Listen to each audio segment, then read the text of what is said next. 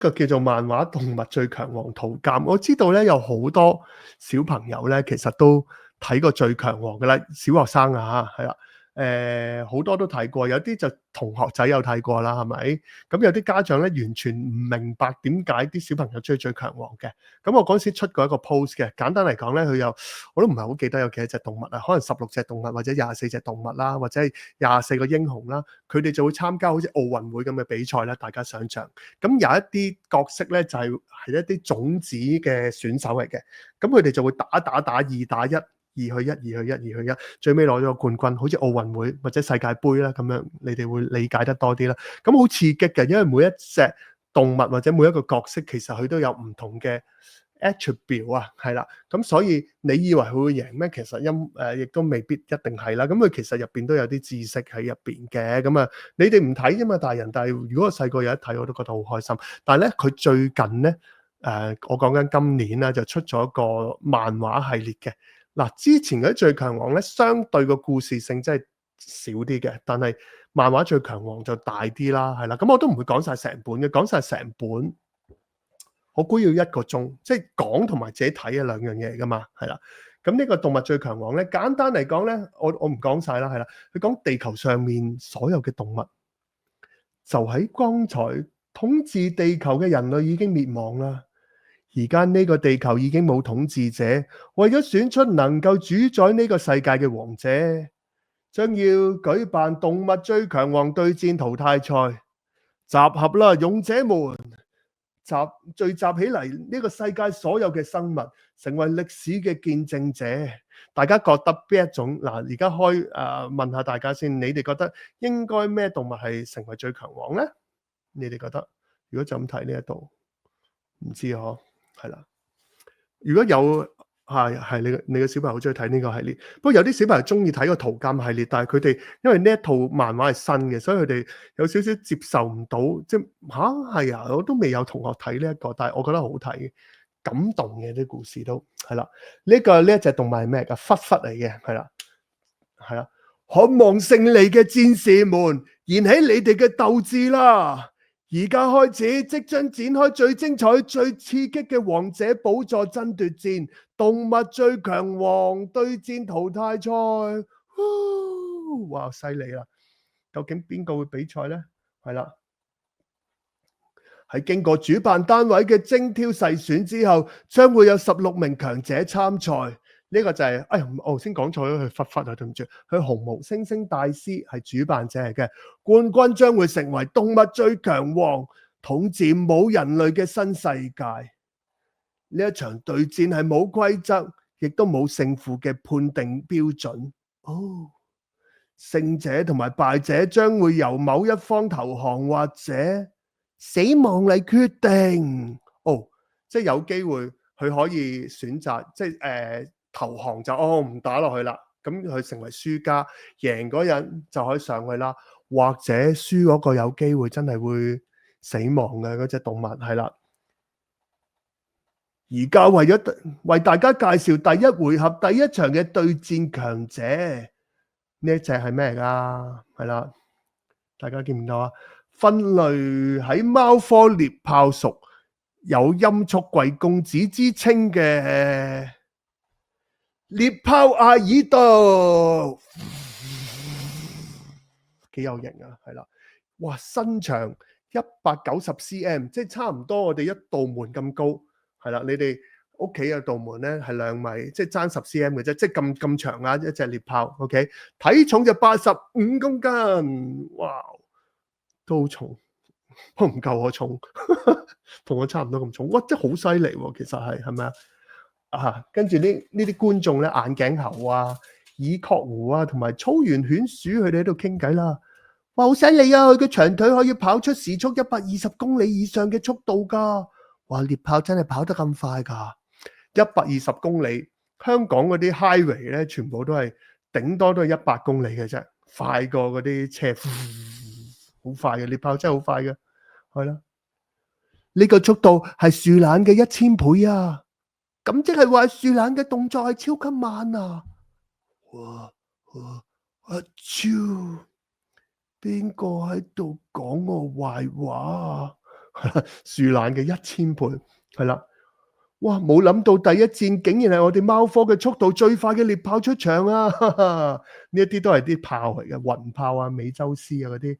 雖然貓科動物一向都擅長跑步啊，但係佢啊真係速度好驚人㗎。大家咧啲貓科動物咧都覺得豹咧就一定贏緊㗎啦。獵豹啊，sorry，獵豹一定贏緊㗎啦。對戰嘅選手係分類喺犬科嘅犬屬嘅狼。歡迎傳說中嘅狼王。哦，一邊係貓，一邊係狗喎，邊個贏咧？支持貓嘅打個 cat 字，支持狗嘅打個 dog 或者打個 wolf， 係啦，係啦。烏卡齊，哇！啲狼喺度支持佢啊，係啦，哇！佢嘅身長180 cm 啊！即係矮過，唔係即係唔係矮過，即係短過頭先獵豹10 cm 嘅啫。體重都係85公斤喎，同隻獵豹差唔多嘅啫喎。其實係大王加油啊！犀利，睇先 cat doggy cat wolf 一半半喎。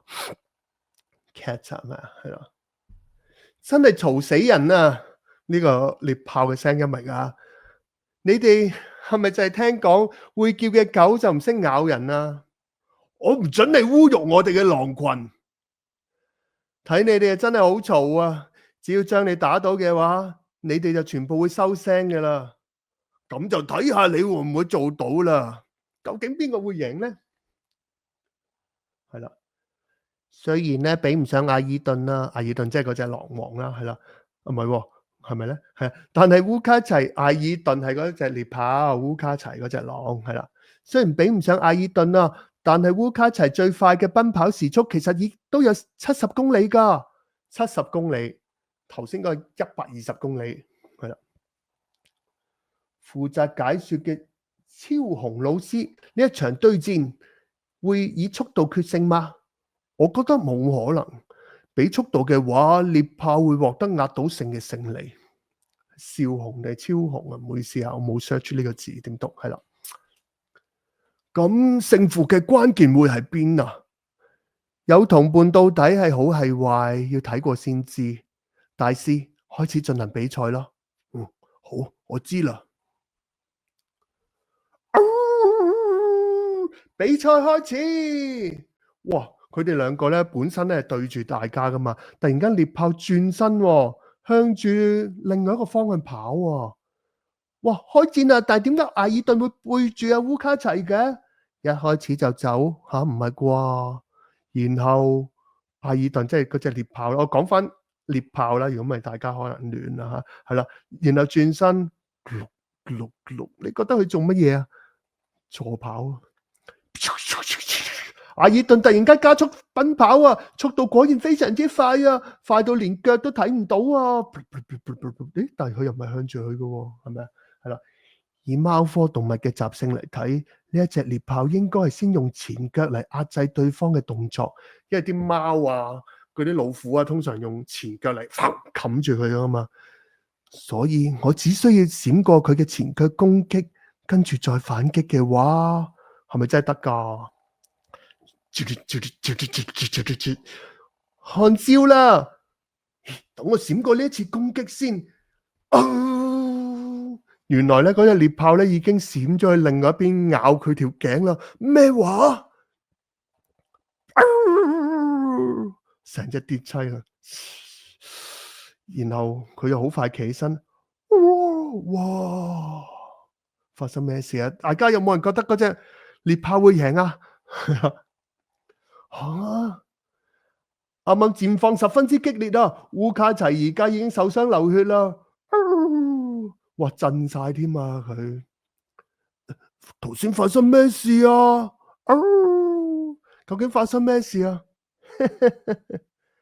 我哋而家即刻重播翻頭先慢動作嘅畫面先啦。冇人知道頭先究竟發生咗啲咩事，淨係見咗佢傷咗嘅啫。而家我哋即刻睇翻頭先剛才嘅畫面，阿爾頓咧好快咁向前衝刺，然後烏卡齊已經做好準備，諗住閃去呢一邊，係啦。跟住再睇翻呢一邊，你睇下本身喺下邊噶嘛，而家去咗左邊嗰度，跟住咧，阿艾爾頓喺呢一邊㗎啦，已經係嗰隻狼王仲望緊頭先嗰一邊，然後向咗相反方向，然後當佢執行咬完之後就走。哇！原來一咬完就即刻走㗎啦。點解嘅？點解佢咁犀利可以突然間轉方向㗎？秘密就喺佢個尾巴嗰度喎。尾巴，獵豹嘅長尾巴就好似船舵一樣，令到佢可以瞬間轉移方向啊！啊，好犀利啊！原來條尾係有咁嘅功能嘅喎。呢個就係動物短跑冠軍嘅可怕之處啊！但係我每一日追趕，唔係咩，sorry，都喺度追趕速度比你哋更快嘅獵物啊！比起嗰啲動作又快又敏捷嘅動物，有啲係80公里啦，係啦，呢啲高角羚啊，同埋湯氏登羚係嘛，都係80 kilo 嘅啫，係啦，80公里嘅啫。你嘅動作簡直對於我嚟講，好似喐都唔喐一樣啊！我覺得你同樹懶應該差唔多㗎咋，係咪啊？邊個又喺度講我啊？我係咪咁受歡迎啊？佢喺度笑佢啊，獵豹喺度笑緊隻狼咧，速度同隻樹懶差唔多。你唔好咁多廢話啦，快啲繼續戰鬥。跟住又喺度咻，又瞬間移動啦，又加速。哇！隔離又流血啦。今次喺膊頭啊！哎呀！我欣賞你嘅毅力，但係你而家咁嘅樣，點可以再作戰啊？哇！佢遭受到咁猛烈嘅攻擊，居然仲能夠企喺度啊！烏卡齊嘅意志真係好堅強啊！你錯啦，令到佢撐落去嘅唔係意志力咁簡單啊！你講咩話？喺大型貓科動物入邊，獵豹嘅咬合力其實好弱嘅咋。為咗更進一步發展速度嘅優勢，獵豹嘅頭喺進化過程當中越嚟越細，所以令到佢個風阻降到最低。但係咬合力就變咗好弱啦。原來咧，獅子、老虎咧，咬合力好強噶嘛，但係獵豹其實唔係好強嘅啫。但係佢就快咯。所以每一隻動物佢都有強有弱嘅地方嘅，係啦。即係話烏卡齊受嘅傷。唔係見到即係比想象中更輕啊！冇錯啊，就係呢一回事啦。即係其實佢雖然好似好傷咁，但係其實又未至到係咁嚴重嘅。你係咪時候差唔多投降啦？你唔係完全跟唔上佢個速度啩？你呢個衰人，唔好再囉嗦啦，快啲過嚟！你唔好後悔啊！哇，又係咁樣，咻，哇，今次喺塊面個位置啊！係啦，跟住喺個胸口嘅位置，哇！直頭啪撞咗落牆。點啊？你見到我嘅實力啦啩？你係完全冇勝算噶。你而家快啲投降啦！你哋做咩啊？你做咩喺度大叫啊？而家唔係鬥大聲比賽喎。我而家終於明白啦。你每次發動攻擊之前，都係有一堆廢話喺度講。你講咩話？你根本就喺度爭取緊時間。見唔見到啊？其實咧，獵豹喺度唞緊氣。而家開始先係真正對決嘅時候啊！烏卡齊終於發動攻擊啦！而家雙方正面撞上啦！究竟邊個犀利啲咧？今次咧，終於咧，阿烏卡齊又咬到阿獵豹，好似係咪啊？細，果然係，你冇輕言放棄啊！你係我哋嘅狼王嚟噶，又再衝多次咯。獵豹好似冇受傷咁樣嘅，講到底只不過一匹狼啫嘛，唔成群結隊乜都做唔到，淨係識虛張聲勢咩話？係你睇個樣。又衝過嚟啦，又嚟啦，準備咬佢嘅時候，又喺後邊啊，真係煩啊！跟住背對住敵人咁樣跑啦，你唔係打算逃跑係咪啊？冇諗到獵豹居然會被追趕啊！就算係咁，應該都冇可能係烏卡齊贏啦啩？烏卡齊加油啊！做咩啊？你而家唔需要講廢話啦嘛？你好嘈啊！阿爾頓出現咗狀況啦，速度越嚟越慢。原來係咁，雙方嘅耐力係唔同噶。耐力？獵豹最高嘅時速奔跑嘅話，佢只可以捱到20秒㗎咋。但係狼就可以以時速30公里嘅速度連續跑七小時啊！7小時啊！咁你哋而家覺得頭先支持 cat 嗰啲人，而家會唔會轉翻 dog 啊？你哋而家估下又嚟啦，cat 定 dog 贏啊？其實係咪真係 cat 定 dog 啊？係啦，即係豹定係狼啊 ？cat 如果覺得豹贏嘅，打個 cat 啦，係啦。艾爾頓停咗腳步落嚟，睇上嚟已經用盡力氣啦。烏卡齊都停咗落嚟，而家成身傷晒嘅烏卡齊會唔會頂到落去呢？跟住落嚟嘅狀況會點啊？好難預測啊！而家雙方睇上嚟都差唔多，好攰嘅樣啊。cat cat dog dog，而家多啲人覺得 dog 啦，唔係喎，都有人覺得 cat。你係點睇穿我嘅弱點噶？因為我就係好膽小。當我同啲同伴分開嘅時候，我只不過一個好孤獨嘅狼。如果野外太鬆懈嘅話，隨時都會俾人獵殺，所以我先會咁細膽。不過細膽就係我嘅武器，就係因為我細膽，所以我先至會搏命咁樣揾出對手嘅弱點。你之所以不停咁講嘢，其實都係為咗爭取時間，令到自己體力恢復啫嘛。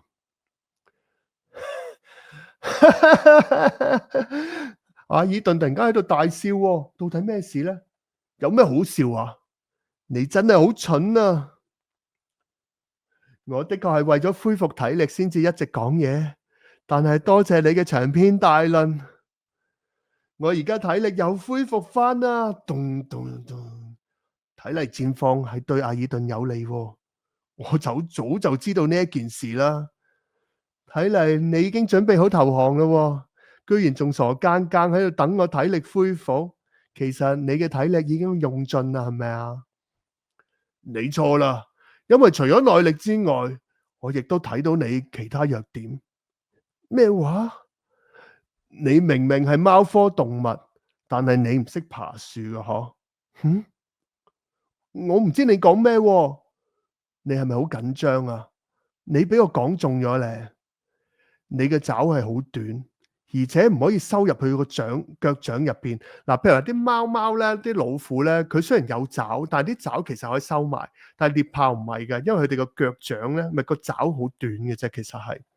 另外，你嘅前肢功能其實同我哋狼係好似嘅。冇錯啊，犬科動物係冇鎖骨嘅。鎖骨咧，即係我哋膊頭呢兩嚿骨就係鎖骨。獵豹係冇嘅。但係其他貓科動物係有嘅，呢個好特別㗎。點解突然間講到鎖骨嘅？貓科同我哋靈長類動物一樣啊，係有鎖骨嘅動物，所以佢哋係唔受胸骨干擾，靈活咁樣使用前腳。反觀冇鎖骨嘅獵豹，雖然同狼同埋馬一樣擅長奔跑啊，但係冇辦法可以靈活使用前腳㗎。而且同其他貓科動物相比，獵豹嘅膝頭哥嘅關節亦都比較僵硬㗎。就係呢個原因令到獵豹唔擅長爬樹啊！但係唔擅長爬樹同而家戰鬥有咩關係喎？攻擊對方嘅弱點，令到佢受到精神嘅打擊啊！哦，艾爾頓跟住落嚟會點做呢？竟然喺度嘲笑我唔識爬樹，下次嘅攻擊我會直接解決你㗎！兩個人喺度跑啦，雙方再次朝住彼此衝刺啦，兩邊嘅速度都非常之驚人啊！原來越嚟越接近啦，會唔會相撞呢？又擺動啦，艾爾頓突然間又轉左，而且仲繼續加速，好驚人嘅速度啊！你知唔知道我為咗擁有咁快嘅速度，經歷咗幾多磨難啊？唔好意思啊，有啲長呢個故事，但佢其實係呢一本書，我諗係1/5嘅啫。雖然我講到咁長，所以話我講晒成本應該1個鐘係冇可能。係啦，喺5年前發生咩事咧？5年前係啦，呢一個佢就望住小朋友嘅時候，果然仲係跑唔贏會飛嘅雀仔啊！咩黑腹軍藍鳥係150公里時速，個肚真係好餓啊！吓，太幸運啦！見到有個羚羊可以食啦。當佢食緊嘅時候，喂，有人嗌住佢啊！噔噔，成班獅子圍住咗佢，即刻放低你嘴入邊嘅肉，然後躝去旁邊。居然咁樣望住我，睇嚟我唔教訓你唔得喎。獅子咬合力當然強過豹好多啦，大家啱啱知啦。然後佢就爭唔到嚿肉。總有一日，我要令到你哋喺我面前認輸㗎。我知道自己嘅力量唔夠大，所以之後嘅每一日，我都不斷咁樣磨練自己嘅速度。終於佢可以贏到頭先嗰隻雀啦。好啦。同我等住啊！可惡嘅獅子，原來咧其實豹點解要參加呢一場比賽？好想贏到獅子啊！阿爾頓咧持續咁衝刺，完全冇減速啊！只要贏到呢一場對戰，第二回合就會遇到獅子噶啦，所以我係唔可以輸噶。佢唔係要贏狼啊，佢為咗要對住獅子贏隻獅子。哇！阿爾頓居然喺場邊個狂奔啊，然後一路跑又跑向上。哇，好犀利啊！已經超越極速啦，172公里啊，太快啦！無論輸贏，今次應該係最後衝刺啦啩？阿爾頓竟然向咗烏卡齊背後，然後今次到烏卡齊逃跑啦啩？阿爾頓咧緊追其後啊，戰況越嚟越緊張啦，就快追到啦！阿爾頓就追住咗烏卡齊，哇弊啦，真係〜應該獵豹贏喎，烏卡齊嘅身體突然間向前翻，做咩事啊？然後阿爾頓就俾佢揈甩咗，就咁掉揈去前面啦。我明白啦，烏卡齊話阿爾頓唔擅長爬樹，其實喺度暗示緊佢嘅前肢冇辦法壓制對手啊。原來係咁啊！原來咧佢專登俾佢咬一啖，然後咧就將獵豹掉去前面。然後烏卡齊就喺後腳嗰度狂咬佢，弊啦！原來咧啱啱咧頭先最初頭係獵豹贏，但係而家最終咧係咁俾阿烏卡齊咬住佢隻腳，咬住條頸啊！搞到你睇一隻獵豹嘔白泡啦！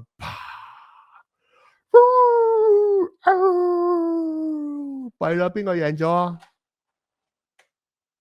我知道有好多小朋友唔中意呢個結果，但係的確係隻狼贏咗啊！殺咗我啦！我已經唔可以奔跑啦！佢隻腳真係傷得好犀利啊！跑唔到嘅話，我生存都冇意義啦！你錯啦，生存落去嘅意義梗係有啦！冇諗到邊個會希望英勇作戰嘅你死去啊，係啦，即係唔想大家英勇嘅你死去啊，係啦，為咗大家，唔好意思，我冇 practice 過呢個故事，係啦，為咗大家，亦都為咗我生存落去啦，戰友啊，你夾埋我嗰份一齊努力啦，唔好認輸，唔好投降啊，勝利者係烏卡齊，跟住落嚟第二話，你睇我淨係講咗第三話咋，其實我第一話已經係 skip 咗好多噶啦，就係阿雷恩，即係呢一隻獅子，就係同佢對戰啦。呢隻獅子都有佢嘅都幾悲慘嘅故事，係啦，不過今日講唔切啦，係啦，